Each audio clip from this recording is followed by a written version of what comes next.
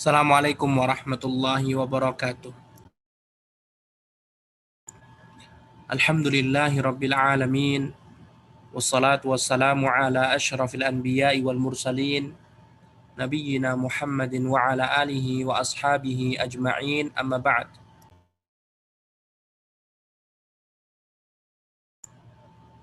Ikhwati fillah azanallahu wa iyyakum. Alhamdulillah, kita bertemu kembali di kajian kitab Ar-Rahiqul Makhtum karya Syekh Sofi Rahman Al-Mubarakfuri rahimahullahu ta'ala.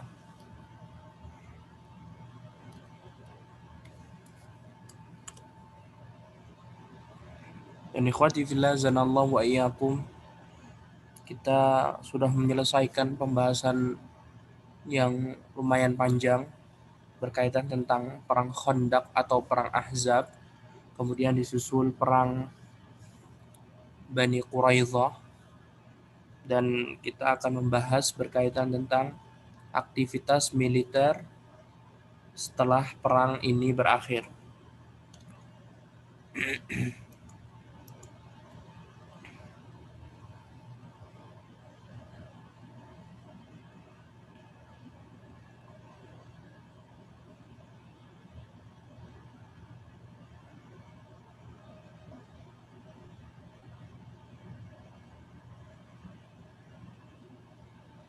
Maqtal Salam bin Abi Huqaiq.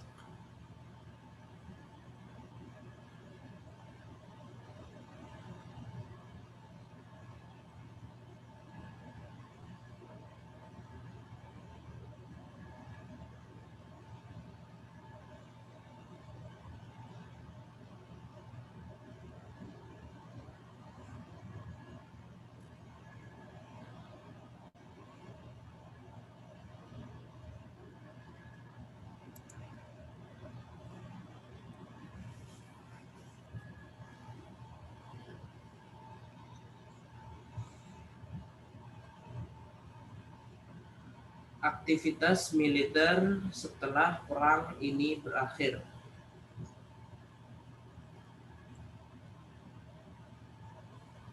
Syekh rahimahullah mengatakan pembahasan pertama berkaitan tentang terbunuhnya Salam bin Abi Huqaiq.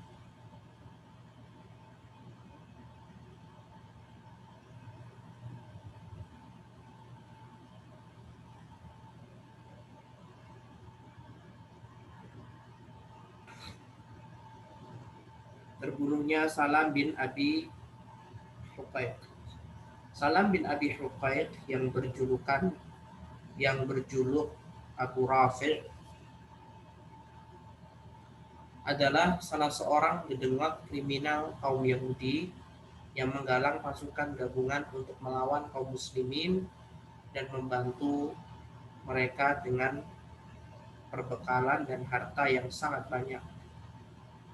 Sebelumnya ia juga sering menyakiti Nabi SAW. Maka ketika kaum muslimin sudah menyelesaikan masalah Bani Quraidah, suku Khazraj meminta izin kepada Nabi SAW untuk membunuhnya.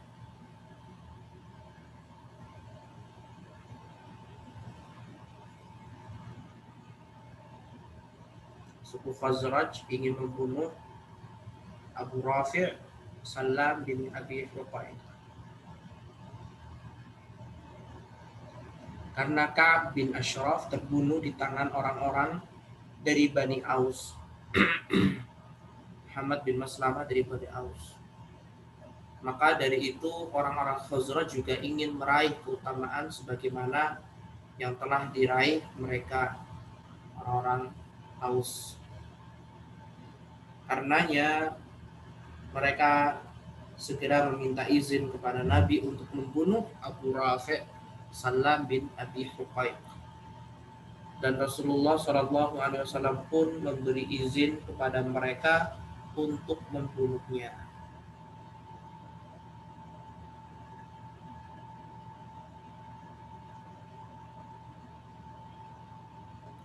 Tapi beliau melarang mereka membunuh kaum wanita dan anak-anak. Maka pergilah sekelompok khusus yang berjumlah 5 orang, kesemuanya berasal dari Bani Salimah yang masih serumpun dengan suku Khazraj dan dipimpin oleh Abdullah bin Atiq.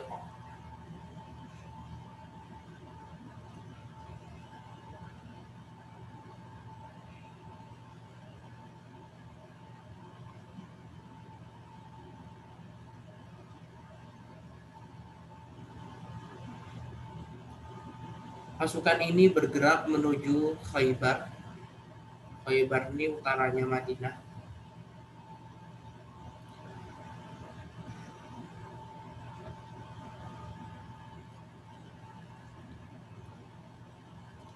Karena di sanalah benteng Abu Rafi' Salam bin Abi Huqaiq.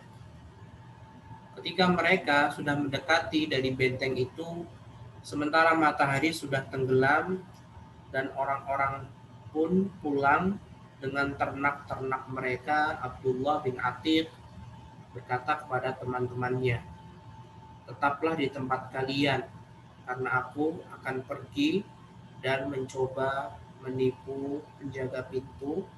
Siapa tahu aku berkesempatan masuk."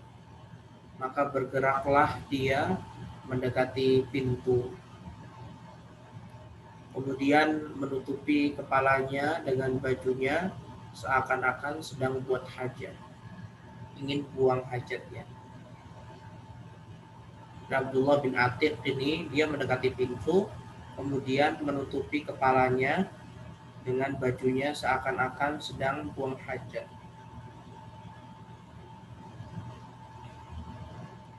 Sedangkan semua yang sudah pada masuk, semua orang sudah pada masuk ke rumah mereka.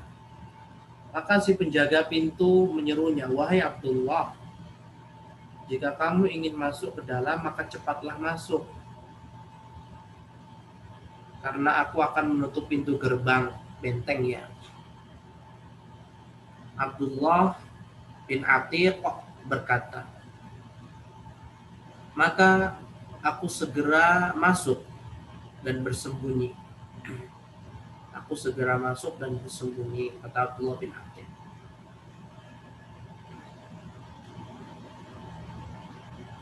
Ketika semua orang sudah masuk, pintu pun segera dikunci. Kemudian si penjaga pintu menggantungkan semua kunci-kunci itu di atas sebuah pasak. Ia melanjutkan, "Maka aku segera bangkit menuju tempat gantungan kunci-kunci dan mengambil semuanya. Kemudian membuka sebuah pintu dan ternyata Abu Rafi' sedang mengobrol dengan teman-temannya di ruangan tersebut. Dia berada di tempat khususnya yang cukup tinggi. Ketika teman-temannya berlalu darinya, aku segera naik menuju ke tempatnya. Setiap kali membuka pintu langsung aku tutup lagi. Aku berkata dalam hati, kalau orang-orang membuntutiku, niscaya mereka tidak dapat menemukanku sebelum aku membunuhnya. Aku pun segera saja menuju ke arahnya dan aku dapati dia berada di ruangan yang sangat gelap di tengah-tengah keluarganya. Aku sendiri tidak bisa memastikan di mana posisinya dalam ruangan itu. Lalu aku berkata, "Wahai Abu Rafi'." Lalu dia menyadari dan menyahut, "Siapa itu?" Maka aku, Abdullah bin Atiq tadi ya, segera menuju sumber suara itu dan memukulnya dengan pedangku dalam keadaan kebingungan karena tidak mengetahui sasaran yang dituju. Sedangkan dia berteriak, maka aku segera keluar dari ruangan dan memilih tempat yang tidak jauh dari sana. Kemudian aku masuk lagi Lalu aku berkata, suara apa tadi wahai Abu Rafi'? Dia menjawab, celaka, ada seorang di dalam ruangan ini yang menebasku dengan pedangnya. Abdullah bin Atik menuturkan lagi, seketika itu juga aku melumpuhkannya dengan pedang, tapi belum membuatnya mati. Kemudian aku tusukkan ujung pedangku tepat di perutnya hingga tembus ke punggungnya. Baru kemudian aku yakin bahwa aku telah membunuhnya. Kemudian aku membuka pintu satu persatu sehingga sampai ke tempat yang ditempati oleh Abu Rafi'.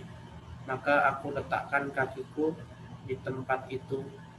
Namun pada malam bulan purnama itu aku terjatuh hingga betisku patah. Lalu aku balut dengan mengikat kepala atau surban. Kemudian berangkat hingga sampai di depan pintu. Aku bergumam sendiri, aku tidak akan keluar dari benteng ini hingga yakin bahwa Abu Rafiq benar-benar mati. Ketika ayam mulai berkokok, aku berteriak pula seorang penyampai berita duka yang berada di atas pagar-pagar benteng seraya berkata, Abu Rafiq, saudagar dari Hijaz, telah meninggal dunia. Ketika aku berangkat menjumpai teman-temanku seraya mengatakan, berhasil, sesungguhnya Allah telah membunuh Abu Rafiq. Setelah itu aku segera pergi menuju Rasulullah SAW dan menceritakan kepadanya perihal apa yang terjadi. Lalu beliau berkata, bentangkan kakimu. Maka aku bentangkan, lalu beliau mengusapnya, dan setelah itu seakan-akan aku tidak lagi merasakan sakit sama sekali. Cerita di atas itu adalah menurut versi riwayat Al-Bukhari, sementara menurut riwayat Ibnu Ishaq menyatakan semua satuan pasukan itu menemui Abu Rafi'.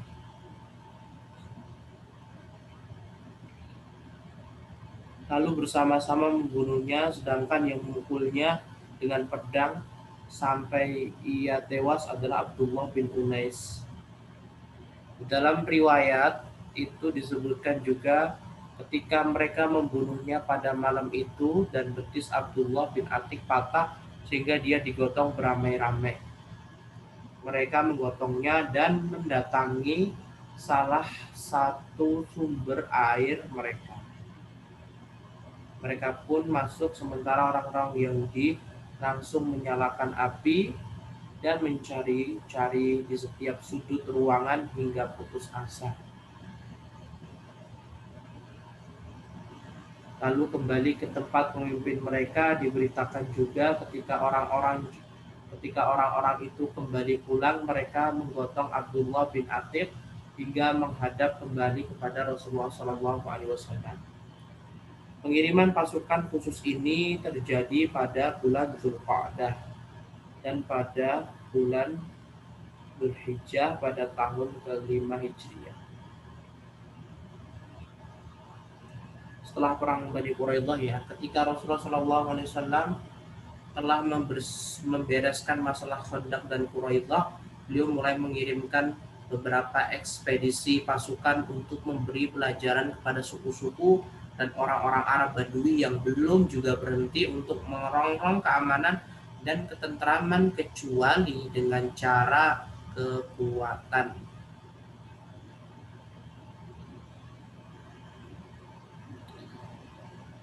Pasukan khusus Muhammad bin Maslamah. Ini merupakan pasukan khusus pertama pasca perang Khandaq dan Bani Quraidah dan berkekuatan sekitar 30 pasukan berkuda.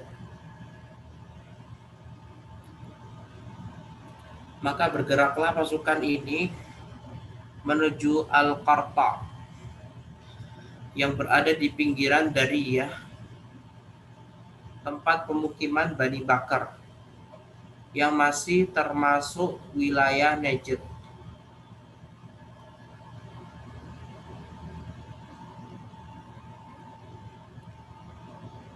Jarak tempuh antara Dariyah dan Madinah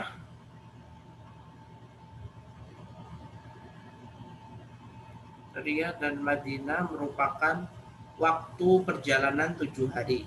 Berangkatlah pasukan Muhammad bin Maslamah 30 orang tadi belum dengan budaya pada 10 terakhir bulan Muharram tahun 6 Hijriah menuju ke pedalaman pemukiman Bani Bakar bin Kilab. Ketika pasukan ini melancarkan serangan, mereka semua melarikan diri sehingga kaum muslimin berhasil mendapatkan harta rampasan berupa hewan ternak dan yang banyak. Akhirnya mereka kembali ke Madinah semalam sebelum bulan Muharram berakhir. Jadi betul-betul nggak masalah berperang di bulan-bulan haram ya. Karena sudah dihapus. Akhirnya mereka kembali ke Madinah selama semalam sebelum bulan berakhir. Ikut bersama mereka ke Madinah Sumamah bin Utsal al-Hanafi, pemuka Bani Hanifah, yang rupanya atas perintah Musailamah al-Kadzdzab pergi dengan menyamar untuk membunuh Nabi Shallallahu Alaihi Wasallam. Maka kaum muslimin pun menangkapnya.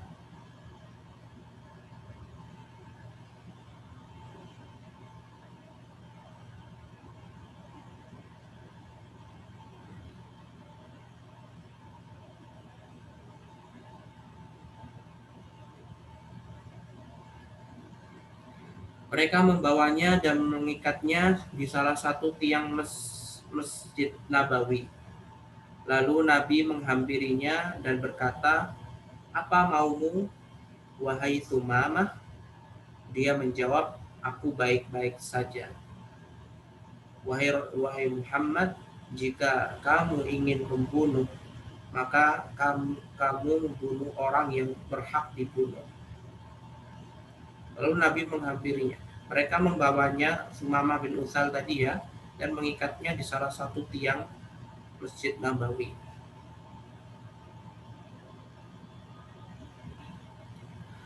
Lalu Nabi SAW menghampirinya dan berkata, "Apa maumu, wahai Sumamah?" Dia menjawab, "Aku baik-baik saja, wahai Rasulullah, wahai Muhammad."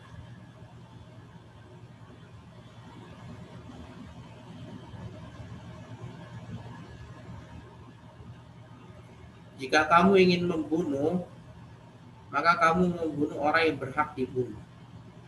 Jika engkau memberi kenikmatan, maka kau telah memberi kepada orang yang bisa berterima kasih dan tidak kamu menginginkan harta.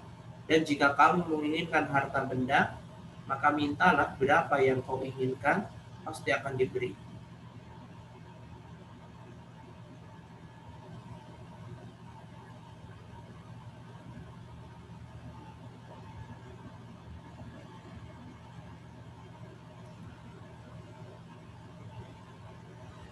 Lalu Nabi SAW pun meninggalkan Sumamah tadi mengatakan gitu. Jika kamu ingin membunuh, maka kamu membunuh orang yang berhak dibunuh. Jika engkau memberikan kenikmatan untuk saya. Rasulullah pun meninggalkannya. Pada kesempatan lain, Nabi mendatangi Sumamah bin Utsal. Sumamah Sa. Rasulullah mendatanginya untuk kedua kalinya dan mengatakan kepadanya sebagaimana yang diucapkan pada pertama kali. "Apa maumu, wahai Sumamah?" Itu ya kata Nabi ya. Dan dia pun menjawabnya seperti jawaban semula. Sumamah menjawab persis seperti yang pertama. Kemudian Nabi menghampirinya untuk ketiga kalinya dan berkata setelah Nabi mengadakan perbincangan panjang dengannya, "Bebaskan Sumamah." Mereka pun membebaskannya. Lalu dia pergi ke sebuah pohon kurma yang dekat dari masjid. Lantas dia mandi, kemudian menghadap Nabi SAW dan mengikrarkan keislaman Sumamah bin Utsal di Bani Hanifah tadi ya. Seraya berkata kepada beliau, demi Allah, tidak pernah ada wajah yang paling aku benci di muka bumi ini selain wajahmu, wahai Muhammad. Namun sekarang wajahmu sudah menjadi wajah yang paling aku cintai. Demi Allah, tidak ada agama yang paling aku benci di muka bumi ini selain agamamu. Tapi sekarang agamamu telah menjadi agama yang paling aku cintai. Dan kalau boleh, aku akan memakai kudamu untuk menunaikan ibadah umroh tahun ke-7, tahun ke-6 ya ini.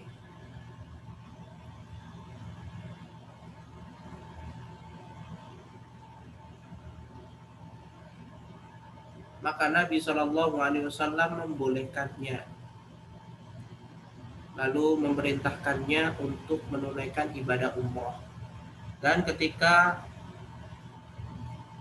bertemu dengan orang-orang Quraisy di Mekah, mereka berkata, apakah kamu sudah menjadi pengikut agama Muhammad, wahai Sumamah? Sumamah menjawab, demi Allah, aku tidak menjadi pengikut Sobiha, tetapi telah berserah diri masuk Islam kepada Muhammad. Dan demi Allah, tidak akan didatangkan kepada kalian biji-bijian gandum dari Yamamah kecuali Rasulullah SAW mengizinkannya. Yamamah itu dahulu merupakan daerah lumbung pertanian kota Mekah. Kemudian pulanglah Sumamah ke negerinya dan memboikot seluruh pengiriman barang ke Mekah hingga orang-orang Quraisy mengalami kesulitan yang sangat amat luar biasa.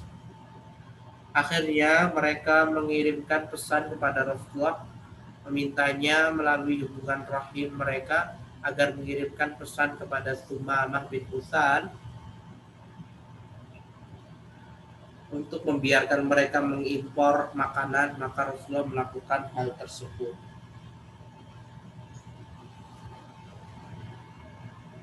Rasulullah takut kalau keluarganya meninggal begitu.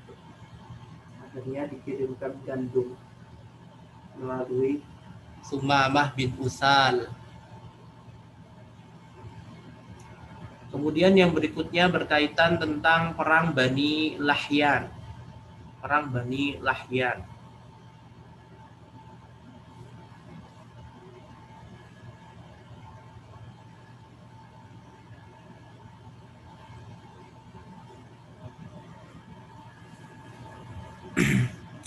Sebentar, karena kok kayak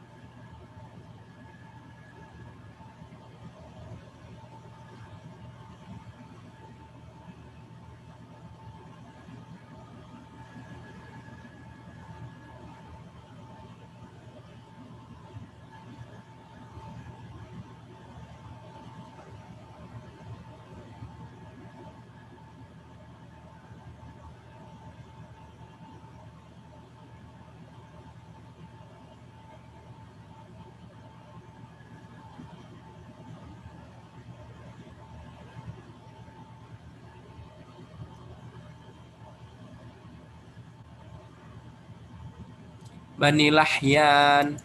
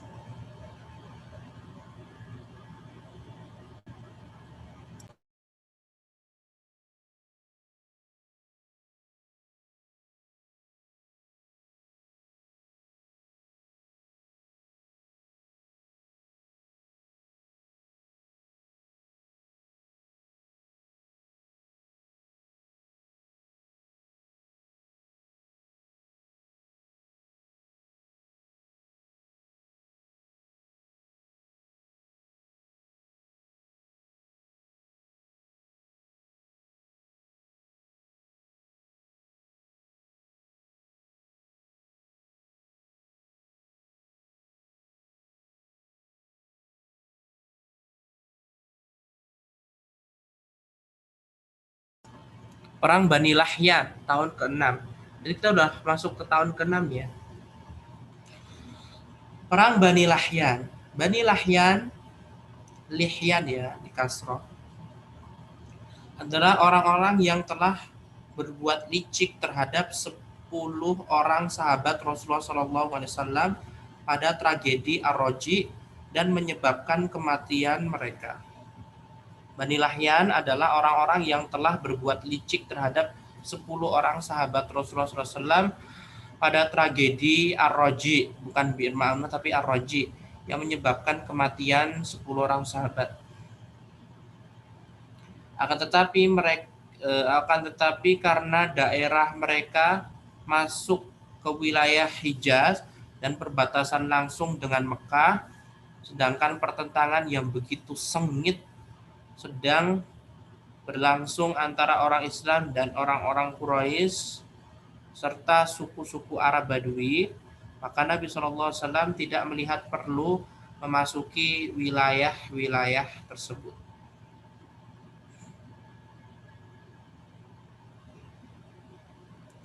Dengan demikian posisi musuh terbesar dan pasukan gabungan sekutu mulai tidak peduli lagi. Semangat mereka sudah mengendor dan karena kondisi saat itu mereka lebih bersikap tenang dengan untuk beberapa waktu. Akhirnya Nabi memandang sudah saatnya untuk menguntaskan dendam terhadap Bani Lahyan atas terbunuhnya sahabat beliau pada tragedi Ar-Raji. Maka berkatalah beliau sallallahu alaihi wasallam pada bulan Rabiul Awal atau bulan Jumadil Ula pada tahun ke-6 Hijriah bersama 12 orang sahabatnya dan mengangkat Abdullah bin Ummi Maktum Jumadil Ula pada tahun ke-6 bersama 200 orang sahabat dan mengangkat Abdullah bin Ummi Maktum sebagai penguasa sementara atas Madinah. Beliau menampakkan seolah-olah hendak pergi menuju negeri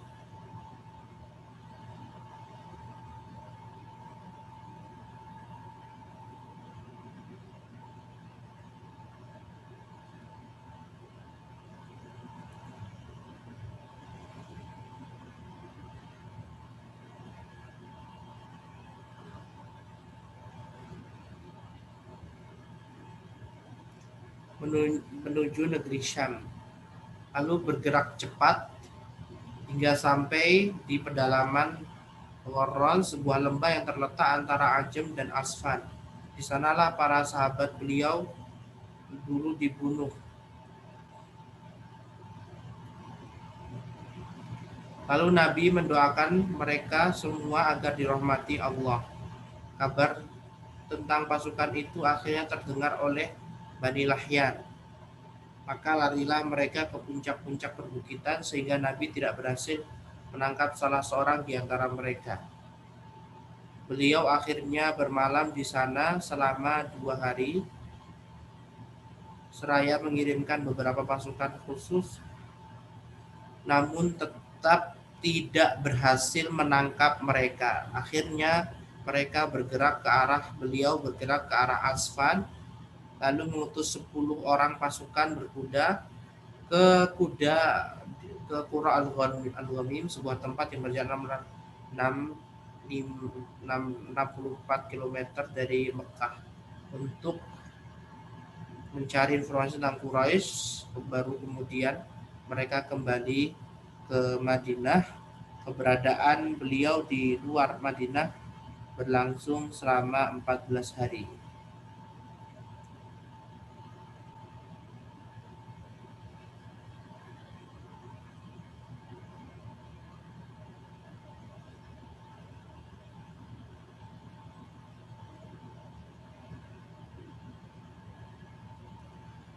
Pengiriman pasukan dan delegasi secara kontinu.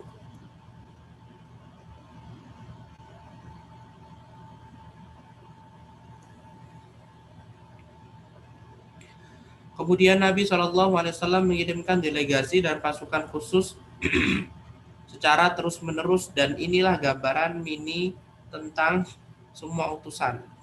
Jadi ini kayak penyebutan biasa, nggak ada kisah-kisahnya. Yang pertama adalah pengiriman pasukan khusus di bawah komando Ukasha bin Mihsan ke Al-Ghamr pada bulan Rabiul Awal atau Rabiul Akhir pada tahun ke-6 Hijriah. Ukasha bin Mihsan berangkat dengan pasukan yang berkekuatan 40 orang menuju Al-Ghamr, sumber air milik Bani Asad. Namun akhirnya semua musuh di sana kabur dan kaum muslimin mendapatkan barang rampasan berupa 200 ekor unta dan dibawa ke Madinah. Bani Asad kan mengikut Bani Asad termasuk orang yang ikut serta dalam perang Khandaq. Kemudian kedua, pengiriman pasukan khusus di bawah komando Muhammad bin Maslamah ke Dzulqisas pada bulan Rabiul Awal atau Rabiul Akhir pada tahun ke-6 Hijriah.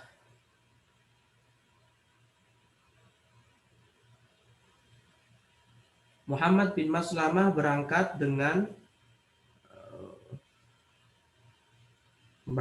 hanya dengan 10 orang saja ke sana, yaitu ke pemukiman Bani Sa'labah. Para penduduknya yang berjumlah 100 orang bersembunyi menanti mereka. Ketika pasukan Islam itu sedang tidur, mereka semuanya kemudian dibunuh, kecuali Muhammad bin Maslamah yang selamat dari kejaran mereka dan kondisi terluka parah.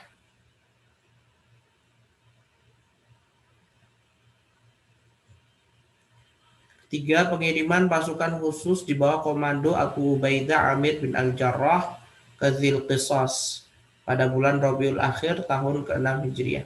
Pasukan ini diutus setelah tewasnya pasukan yang dipimpin oleh Muhammad bin Maslamah.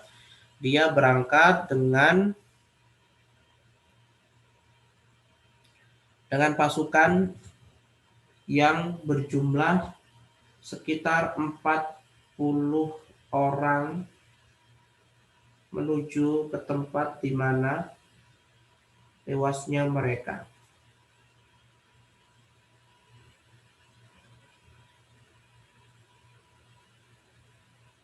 Mereka semua berangkat dengan berjalan kaki pada malam hari dan sampai ke pemukiman Bani Sa'labah pada waktu subuh. Sampai di sana langsung menyerang mereka sehingga membuat mereka melarikan diri ke arah pegunungan. Dalam kejadian ini pasukan Islam berhasil melawan 1 orang saja yang kemudian masuk Islam dan mendapatkan barang rampasan berupa harta benda dan hewan ternak yang banyak. Kayak ibarat kata balas dendam gitu. Kemudian yang keempat, pengiriman pasukan khusus di bawah komando Zaid bin Harithah ke Al-Jumum pada bulan Rabiul Akhir tahun ke-6 Hijriah. Al-Jumum adalah sumber air milik Bani Sulaim yang berada di Bani Sulaim, termasuk orang yang ini Nabi ya, perang Khandaq. Nah, berada di Marrul Zahran. Zaid bin Harithah berangkat ke daerah mereka dan menangkap seseorang wanita yang berasal dari suku Muzainah bernama Halimah. Dialah yang kemudian menunjukkan kepada mereka tempat tinggal Bani Sulaim, sehingga mereka berhasil memperoleh barang rampasan yang banyak berupa harta benda, hewan ternak, dan juga tawanan. Dan ketika kembali ke Madinah, Zaid menghadiahkan wanita dari Muzainah kepada Nabi SAW dan beliau pun menikahinya. Siapa ini? Wanita siapa?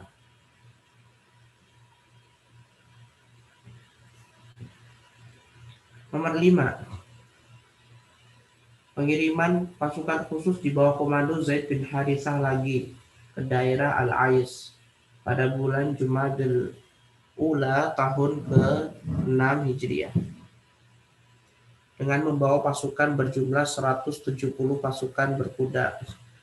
Dalam penyerangan ini mereka berhasil mengambil barang dagangan milik orang Quraisy yang dipimpin oleh Abul As, menantu Rasulullah SAW, Abul As bin Rabi'ah. Pengiriman pasukan khusus di bawah komando Zaid bin Harithah lagi ke daerah Al-Ais pada bulan Jumadil Ula tahun ke-6 Hijriah dengan membawa pasukan berjumlah 170 pasukan berkuda. Dalam penyerangan ini mereka berhasil mengambil barang dagangan milik orang Quraisy yang dipimpin oleh menantu Nabi yang bernama Abul As bin Rabi'. Tapi dia berhasil meloloskan diri. Dia langsung mendatangi Zainab meminta perlindungan kepadanya dan bermohon agar dia meminta kepada Rasulullah SAW untuk mengembalikan semua barang dagangan tersebut. Zainab pun memenuhinya. Lalu Rasulullah SAW memberikan isyarat kepada kaum muslimin agar mengembalikan semua barang rampasan itu tanpa muatan paksaan. Mereka kemudian mengembalikan semua barang rampasan itu tanpa terkecuali hingga Abul As bin Rabi' kembali ke kota Mekah dan mengembalikan semua barang titipan itu kepada para pemiliknya. Setelah itu dia masuk Islam dan pergi berhijrah ke Madinah.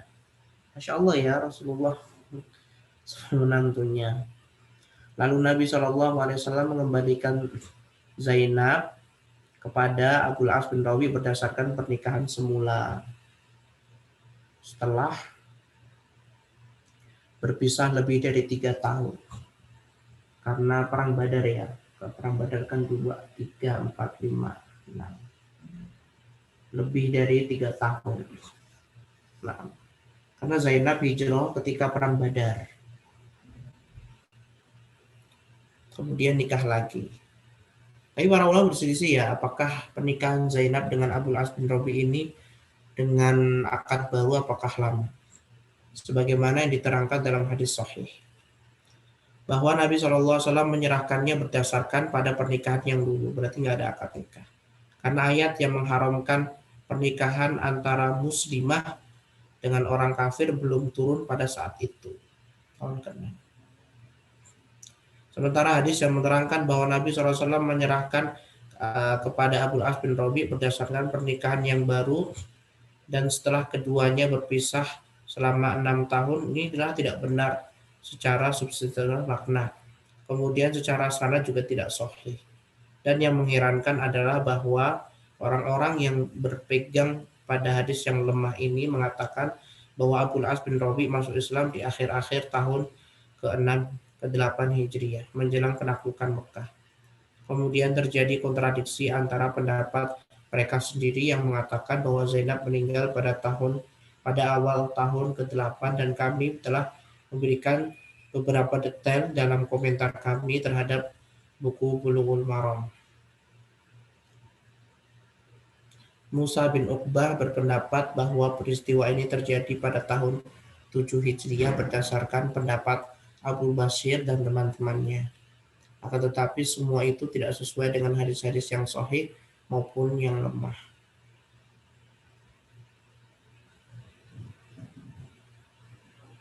Berarti intinya ayat Quran larangan suami istri ketika udah murtad harus dicerai itu belum turun ya, menurut penulis. Yang keenam, pengiriman pasukan khusus di bawah komando Zaid bin Harithah juga ke At-Tarq pada bulan Jumadil Akhir tahun 6 Hijriah. Zaid berangkat dengan 15 orang menuju Bani Sa'labah. Namun orang-orang Bani Sa'labah melarikan diri melihat kedatangan mereka. Mereka takut jika Rasulullah SAW ada di antara mereka. Pasukan ini pun akhirnya mendatangkan barang rampasan berupa 20 ekor unta dan kembali ke Madinah setelah 4 hari.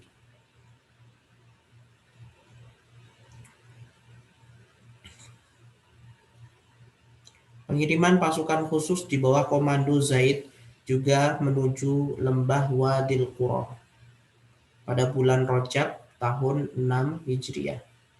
Berangkat dengan 12 orang menuju ke lembah tersebut untuk mencari informasi. Pengiriman pasukan khusus di bawah komando Zaid juga. Jadi udah 4 kali ya Zaid bin Thabit ini. Zaid bin Harithah, bukan Zaid bin Thabit. Zaid bin Harithah. Juga menuju lembah Wadil Qura pada bulan Rajab tahun ke-6 Hijriah. Berangkat dengan 12 orang menuju ke lembah tersebut untuk mencari informasi tentang aktivitas musuh kalau ada. Namun mereka semua diserang oleh penduduk setempat sehingga 9 orang terbunuh dan hanya 3 orang yang selamat termasuk Zaid bin Harithah.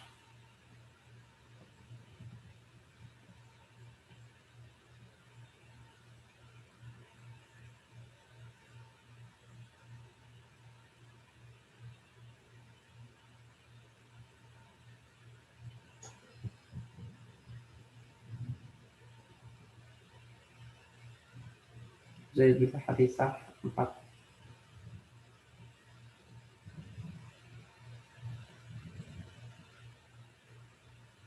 Kemudian yang ke-8, pengiriman pasukan khusus Al-Khabtu.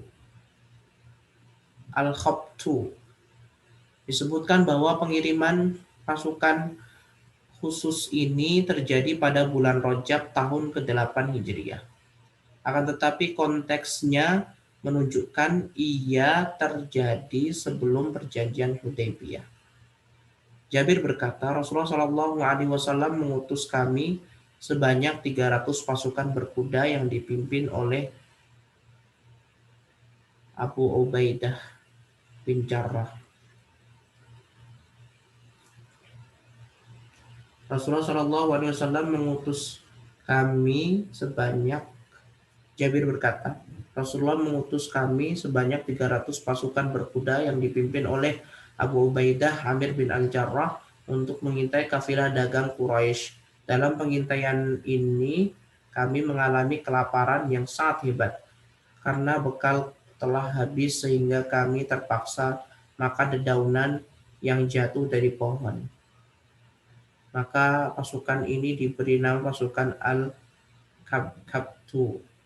Lalu salah satu di antara kami menyembelih 3 ekor hewan tunggangannya, kemudian 3 ekor lagi, dan 3 ekor lagi, hingga akhirnya Abu Ubaidah melarang untuk menyembelih lagi.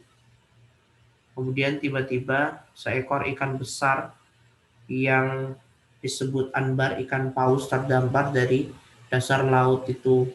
sehingga kami bisa menjadikannya sebagai bekal selama setengah bulan. Dan kami pun merasa kenyang, kondisi tubuh kami kembali fit seperti semula. Lalu Abu Ubaidah mengambil salah satu tulang rusuknya. Lalu ia melihat kepada orang yang paling tinggi di pasukan dan untanya paling panjang. Lalu dibebankan ke atasnya sedangkan dia berjalan ke bawahnya. Dan kami pun berbekal dagingnya. Setelah kami sampai di Madinah, kami langsung mendatangi Rasulullah SAW menceritakan tentang hal itu. Maka Rasulullah bersabda, itu merupakan rezeki yang Allah berikan kepada kalian. Apakah masih tersisa sedikit dari daging itu buat makan kami, ikan paus ya. Maka kami mengirimkannya kepada beliau. Mengenai kenapa kami mengatakan bahwa konteks peperangan ini menunjukkan bahwa mengenai kenapa kami mengatakan bahwa konteks peperangan ini menunjukkan bahwa ia terjadi sebelum perjanjian Hudaybiyah, karena kaum muslimin tidak lagi mengintai kafilah dagang Quraisy setelah perjanjian Hudaybiyah. Ya, setelah perjanjian Hudaybiyah kan gencatan senjata. Jadi orang Quraisy pun juga aman. Perjanjian Hudaybiyah itu di tahun ke-6.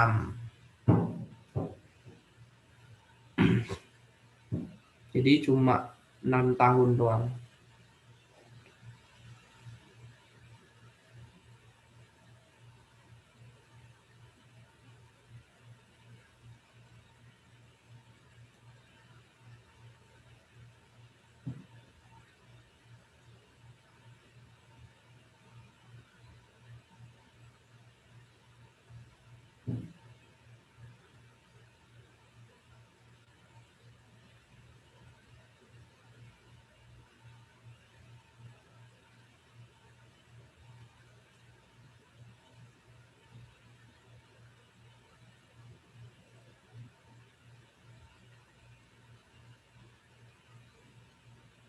Ini hewan tunggangannya ini apa ya? Apa jangan-jangan kuda lagi? Menyembelih kuda.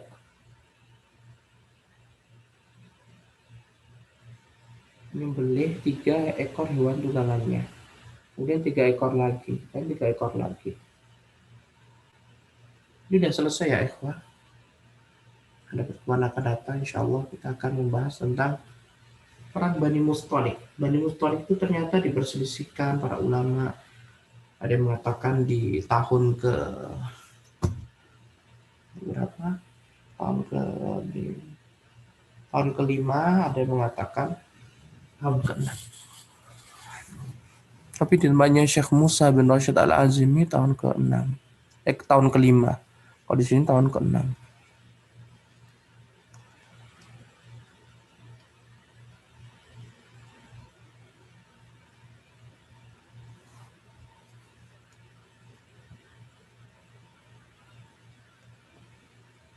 Oh, namanya Syariatul Khabtu. Khabtu.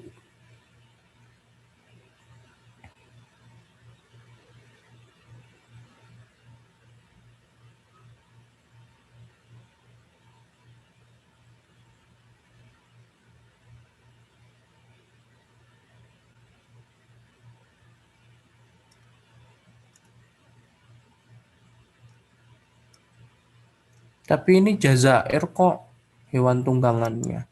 Nanti dia menyembelihnya onta, juzurun. Jazur afwan. Lahm jazur. Jazur itu artinya onta. Rasulullah SAW suka ya Rasulullah makan apa al-anbar. Tapi masa ikan paus namanya? Tak tahu apa ya al-anbar.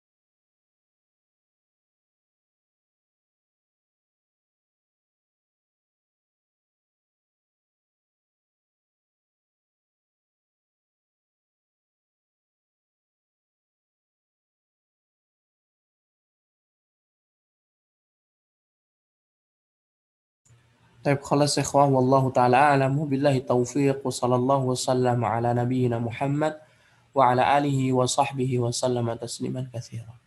Assalamualaikum warahmatullahi wabarakatuh.